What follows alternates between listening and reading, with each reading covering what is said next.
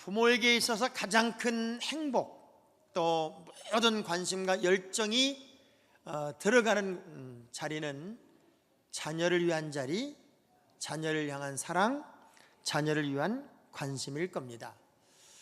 어느 부모도 자녀를 위한 애정과 사랑과 열정이 식어지는 사람은 한 명도 없을 거예요. 그래서 이런 말이 있습니다. 부모에게 있어서 이 세상의 가장 거대한 선교지는 아프리카도 아니고 아시아도 아니고 이 세상에서 가장 거대한 선교지는 자녀들의 마음이다. 왜냐하면 우리의 자녀들을 끊임없이 파괴하려고 하는 모든 세력들이 너무나 강하기 때문에 우리 자녀들을 지켜내지 않으면 안 되는 그런 환경이 오늘 우리 시대가 되었다, 그 얘기입니다.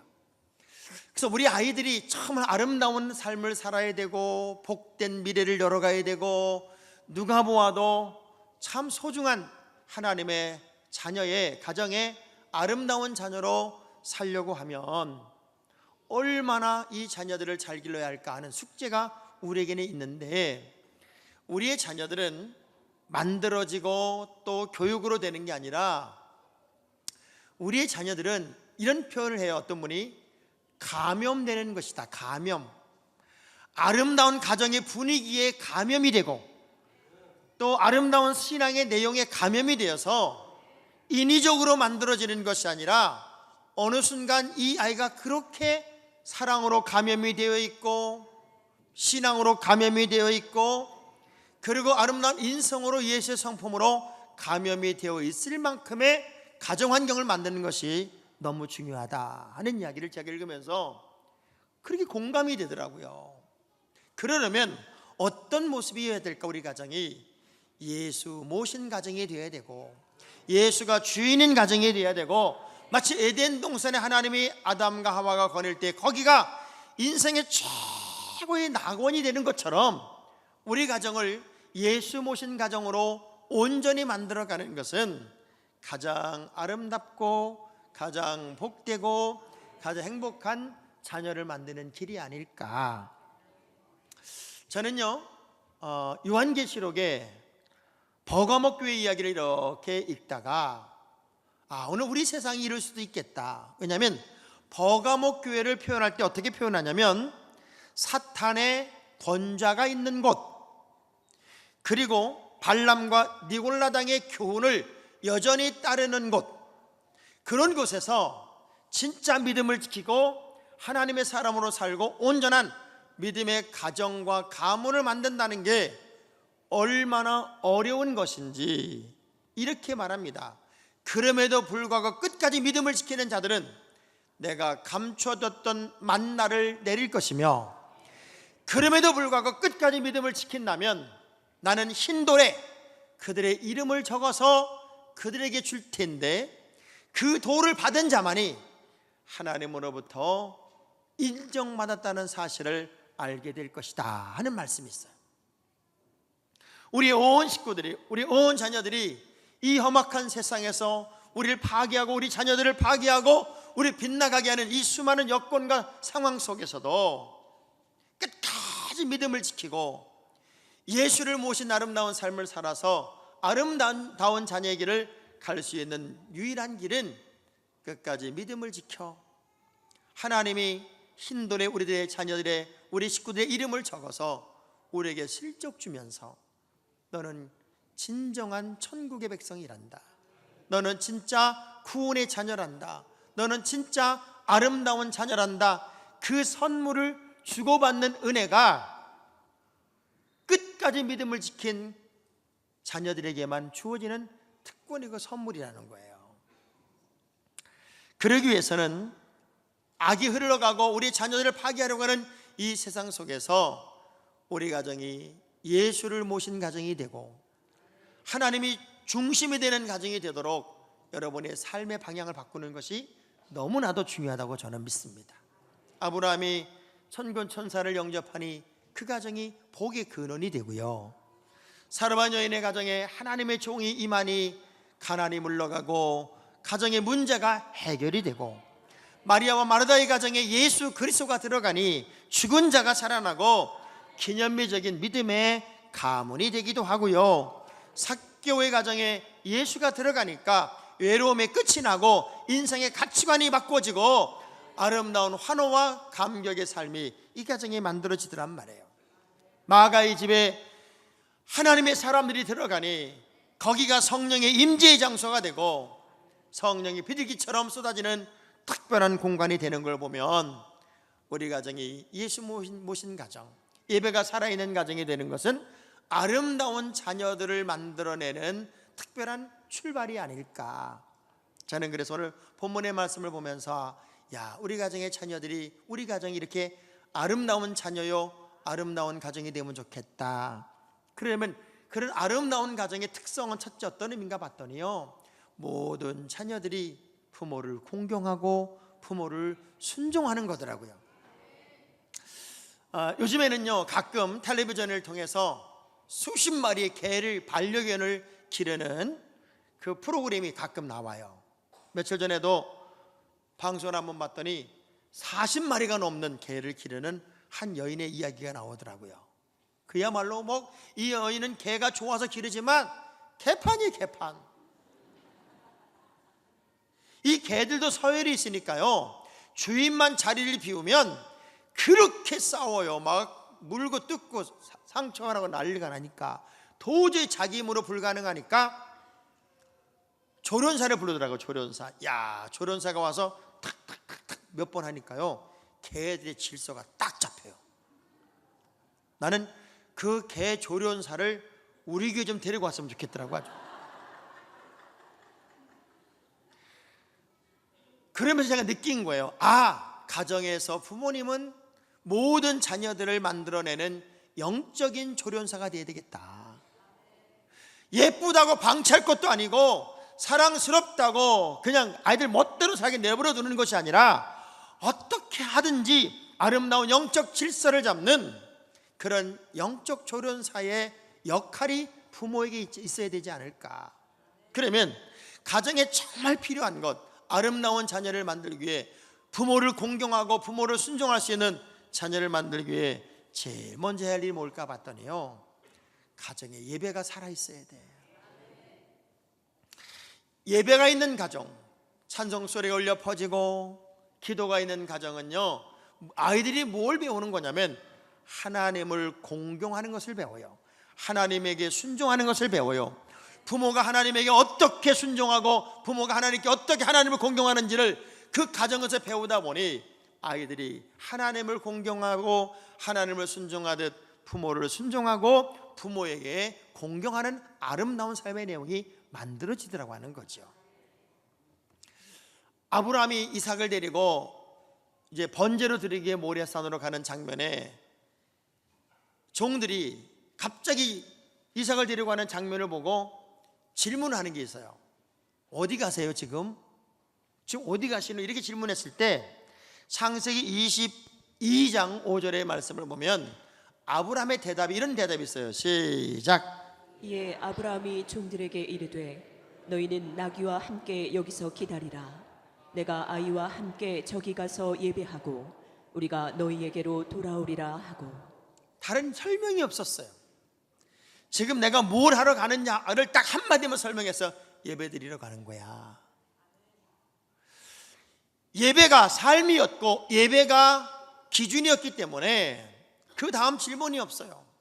여러분의 가정에 예배가 살아있는 가정이 된다면 모든 삶의 내용 속에 아무도 없는 그 시간, 나는 하나님 앞에 어떤 존재일까를 우리 자녀들이 배워나가기 때문에 정말로 부모를 공경하고 순종하는 믿음이 우리 자녀들에게도 분명히 생길 것을 믿어요.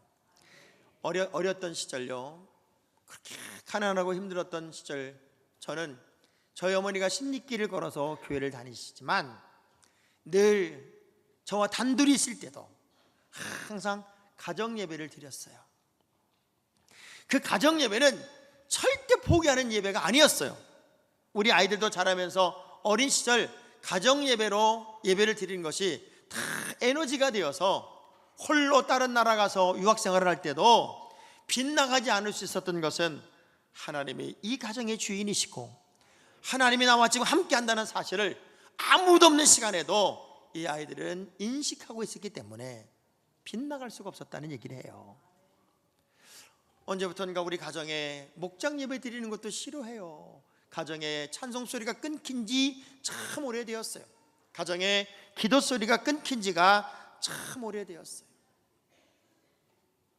노아가 술 취해서 벌거벗고 누워 있었을 때 함이 들어가서 우리 아버지 빨개 벗었네, 그 말한 것이 함의 저주로 임하게 돼요. 함이 잘못한 거냐고요? 술 취한 아버지가 잘못한 거지. 때때로 우리 부모님들의 허물과 실수 때문에 우리 자녀들이 오히려 아픔을 겪을 수 있다면 전 여러분의 가정에 다시 예배가 살아나고 찬송 소리가 울려 퍼지고 기도가 회복되는 아름다운 가정이 되어 그렇게 신앙적으로 배운 자녀들이 하나님을 공경하듯 하나님을 순종하듯 영적인 중심에 우뚝 서 있는 부모를 공경하고 부모를 순종하는 특별한 믿음의 명품 자녀가 쏟아지기를 주의 이름으로 축복합니다. 오늘 부모님 말씀 보니까 그 자녀들은 어떤 자녀인가 봤더니 복받는 삶을 사는 자녀들이에요. 똑같은 삶을 사는데 어떤 사람은 늘 빗나간 삶을 살고 어떤 사람은 늘 하나님이 책임지는 인생을 살아요. 가끔 우리는 제가 아파트에 살면서 새벽 2시쯤에 그렇게 싸우는 소리를 들어요. 저희 아파트가 그렇게 나쁜 아파트가 아니에요. 좋은 아파트예요. 물론 월세를 살고 있지만 우리 아파트는 정말 좋은 아파트예요. 저는 늘 감사를 해요. 저희가 1층이기 때문에 싸우면요 쿵쾅쿵쾅 소리가 다 들려요. 2시까지 그렇게 싸워요. 정말 죽자 하고 싸워요. 속으로 이런 생각을 해요. 이렇게 좋은 집에 살면서 저들은 뭐가 저렇게 힘들어서 싸울까? 너무 싸움이 심하니까 어떤 때는 경찰차가 오기도 하더라고요. 그런 가정의 자녀들이 무엇을 보고 자랄까? 무엇을 느끼고 자랄까? 마리아가 예수님을 향해 옥합을 탁 깼을 때 그 성경 표현을 보면 제가 너무 감격을 하는 장면이 요한복음 12장 3절의 장면이에요. 한번 볼게요. 시작. 마리아는 지극히 비싼 향유 곧 순전한 나드 한 근을 가져다가 예수의 발에 붓고 자기 머리털로 그의 발을 닦으니 향유 냄새가 집에 가득하더라. 향유 냄새가 집에 가득하더라. 이 얼마나 멋진 이야기예요. 여러분의 가정에 향유 냄새가 가득해요. 악취가 나는 것이 아니라 예수의 향기로 가득 채워지고 하나님의 사람다움으로 가득 채워진 그 집의 모습이 얼마나 아름다운 집일까. 똑같은 삶을 사는데 아이들이 잘된 집은요 그렇게 부모가 자랑을 해요. 제가 부흥회를 다니면서 전국을 다 다녀봐도 가끔가다 식사를 접대하는 분들을 만나면 이런 질문을 제가 해요. 몇 남매예요? 그러면요 애들 자랑이 있는 집은요 밥도 안 먹어요. 우리 첫째는 이렇게 살고요, 둘째는 이렇게 살고요, 며느리는 막 자랑 하나라고 아주 밥도 안 드신다니까요. 그렇게 부모에게 있어서 자랑은 자녀가 복받는 거더라고요. 자녀가 복된 길로 가는 거더라고요. 다윗은요 유일하게 사람으로서 하나님으로부터 이런 소리를 들은 사람이에요. 내 마음에 합한 자로 내 마음에 쏙 드는 자이기 때문에 내가 모든 것을 이루어준다는 이야기를 들은 사람이 다윗이라는 사람이에요. 얼마나 다윗이 좋았으면 성경 66장 66장의 다윗의 기록이 있어요. 그리고 다윗이란 이름이 성경 전체에 982번이나 등장을 해요. 난 여러분이 안 놀래서 내가 놀랬어요. 지금 7년 6개월 동안 남유다 왕으로 33년을 통일 왕국의 이스라엘의 왕으로 3번의 기름 부음 받으면서 다윗의 가는 길은 다 하나님 인도하는 길이고 복이 되는 길이에요. 어떻게 살면 이렇게 복이 있는 자녀의 길을 갈까? 여러분이 자녀를 이렇게 보면서 이 자녀들에게는 복이 유통된다는 사실을 우리가 잊고 있으면 안 돼요. 출애굽기 34장 7절의 말씀을 보면 시작. 인자를 천대까지 베풀며 악과 과실과 죄를 용서하리라. 그러나 벌을 면제하지는 아니하고 아버지의 악행을 자손 3, 4대까지 자, 보응하리라. 1000대까지 하나님이 복을 주기도 하고 3, 4대까지 저주로 유통한다면 우리 자녀들은 우리 부모에 의해서 복된 자녀가 될 수도 있고 저주를 유통받을 수 있다는 사실이에요. 그래서 하나님의 가정의 모든 자녀들은 복을 물려받는 자녀가 되어야 되고, 그러기 위해서 부모가 정말 잘해야 돼요. 우리 부모님들만 옆 사람 손을 꼭 잡고 이렇게 한번 인사합시다. 좋게 말할 때 정신 차리세요. 좋게 말할 때. 복 있는 사람은요 자리가 있어요. 복 있는 사람은 위치가 있단 말이에요. 그래서 시편 1편 1절의 말씀을 보면 복 있는 사람은 악인들의 꾀를 따르지 아니하고 죄인들의 길에 서지 아니하며 오만한 자들의 자리에 앉지 아니하고, 정말 우리의 자녀들을 어느 자리에 앉힐지, 어느 길로 가게 할지, 어떤 방향을 잡아줘야 될지, 이 모든 것들이 우리들에게 있다, 그 얘기예요. 그래서 여러분에게는 사명이 있어요. 우리의 자녀들이 복 있게 살게 해야 돼요. 복되게 살게 해야 돼요. 그러기 위해서는 오늘 본문의 말씀이 이렇게 말합니다. 자녀들 노엽게 하지 마라. 그리고 오직 주의 교훈과 훈계로, 교양과 훈계로 양육하라. 양육의 법칙을 설명하는데 그 양육의 법칙이 3가지더라고요. 애들 열받게 하지 마라. 애들 화나게 하지 마라. 분노가 이 시임역에서부터 솟구쳐 올라오게 하지 말고 오직 주의 교훈, 교양과 훈계로 양육하라고 명령을 했어요. 다시 말하면 성경이란 단어가요 캐논이라고 그래요. 캐논. 이 캐논이란 말이 어떤 의미냐면 기준 그리고 기본을 상징해요. 우리 자녀들을 어떤 기준으로 기를 거냐? 하나님의 말씀으로 길러야 된다. 하나님의 말씀이 잣대가 되게 하는 삶으로 길러야 된다. 자, 하나 예를 들어 볼게요. 아들을 잘 기르는 어머니가 있어요. 이 아이가 이제 시골교회 교장 선생님이 됐어요. 이제 첫 출근을 합니다. 그런데 집에서 학교까지 가는 데는 개울을 하나 건너야 되고, 그 개울은 징검다리가 있어요. 건너다가 그만 돌 하나가 움직이는 바람에 넘어졌어요. 그래서 온통 옷이 젖었어요. 첫 출근에 젖은 옷을 입고 갈 수는 없으니 얼른 집으로 뛰어와요. 그 광경을 보고 어머니가 야, 학교 갔는데 왜 돌아오니 보니 옷이 온팡 젖었단 말이에요. 징검다리를 건너다가 돌이 흔들려 넘어져서 옷이 온팡 젖어서 옷 갈아입으러 왔습니다. 그때 어머니가 문을 열어주질 않아요. 이렇게 말합니다. 그래서 흔들리는 돌은 고쳐놓고 왔니? 수많은 아이들이 거기를 건너야 할 텐데 너 흔들리는 돌은 고쳐놓고 왔어? 아니요, 급한 바람에 옷 갈아입으러 왔는데. 그렇다면 다시 돌을 고쳐놓고 옷을 갈아입으러 오렴. 어머니는 다시 아들을 보냅니다. 그리고 이왕 젖은 몸 들어간 김에 다리를 다 고치고 보완하고 완벽하게 놓고 좀 늦게 학교 가면 어때요? 돌아와서 옷을 갈아입고 학교를 갑니다. 그렇게 자란 자녀가 얼마나 아름다운 교육을 시켰겠으며 얼마나 아름다운 인물들을 만들었을까.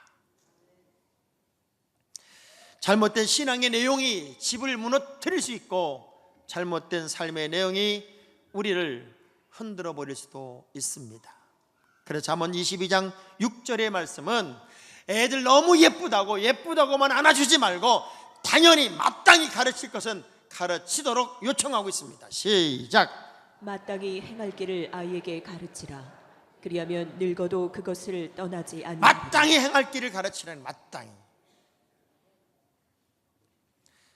저는요 요즘에 그런 경험을 처음 해봐요. 이제 아들이 장가 갈 날이 얼마 안 남으니까 엄마의 마음속에는 아들을 뺏기는 거 그런 마음이 가끔 드나 봐요. 그래서 작은 거에도 상처를 자꾸 받더라고요. 제가 아들에게 이런 얘기를 했어요. 아들아, 엄마의 입장에서 한번 생각을 해보자. 그리고 부모의 입장에서 한번 생각을 해보자. 너희들이 아름다운 가정을 꾸밀 때 그 아름다운 가정을 꾸미는 그 시간 엄마는 수십 년간 아들을 위해 기도했던 그 시간에 허전함이 왜 없겠니? 그러니 말 한마디라도 따뜻하게, 그리고 생각 하나도 엄마의 입장에서 한번 해보지 않겠니? 이걸요 말로 하면 싸움이 된다? 제가 예쁘게 글을 써서 문자로 보내요. 왜냐하면 사람은 말하면 감정이 자꾸 나오니까. 그랬더니 감동한 아들이 내가 그래 썼나 보다고, 좀 더 따뜻해지겠다고, 좀 더 엄마 입장에 생각하겠다고, 그 이야기를 이렇게 문자로 받을 때 제 마음이 얼마나 뭉클했겠어요. 그러더니 정말 의도적으로라도 따뜻하게 얘기를 하더라고요. 의도적으로라도 그렇게 엄마 입장에서 이야기를 하고 생각을 하고, 그렇게 너무 잘해서 또 걱정이야. 또 저러다가 내면의 아름다운 변화가 인생의 진정한 아름다움이지, 껍데기 화려함이 우리의 진정한 화려함이 아니라는 걸 여러분 아시죠? 우리나라에 13살에서 14살 여성들의 60%가 이런 생각을 하고 산대요. 외모가 인생의 성패를 좌우한다고. 그래서 대한민국 여자들이 미용 성형에만 쓰는 돈이 5천억 원, 다이어트에 쓰는 돈이 1조, 화장품으로 쓰는 돈이 5조 5천억 원. 그래서 대한민국 여자들이 외모를 가꾸기에 쓰는, 우리나라에서 쓰는 돈의 양이 1년이면 7조랍니다. 그렇게 어마어마하게 쓰는데 안 이뻐. 안 이뻐. 난 그게 너무 신기해. 어떤 분들이 제일 예쁜가 봤더니 마음이 고야 예쁘고, 신앙생활 잘해 예쁘지, 얼굴 막 뜯어 고쳐가지고 절세 미인이 되는데 웃지도 않고 마음에 찬바람이 쌩쌩 불고, 그게 뭐가 예쁘냐고. 난 그래서 그런지 우리 교인들이 지구상에서 제일 예뻐. 자, 우리 옆 사람 축복 한번 합시다. 이렇게 이뻐도 되는 겁니까 진짜? 이렇게 이뻐도.